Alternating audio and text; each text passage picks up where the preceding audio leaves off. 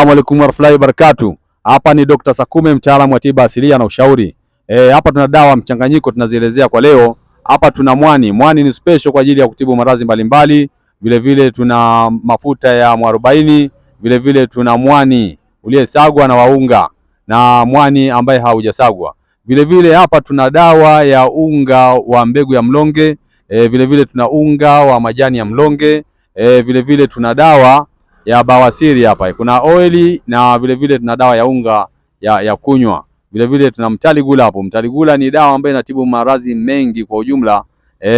Mtaona hapo kwenye mtandao tumeelezea hapa, tunaelekeza tu dawa. Vile vile tuna mafuta ya nyonyo yanapatikana hapa kwa wenye nywele zinakatika katika. Vile vile tuna dawa ya chango la kina mama.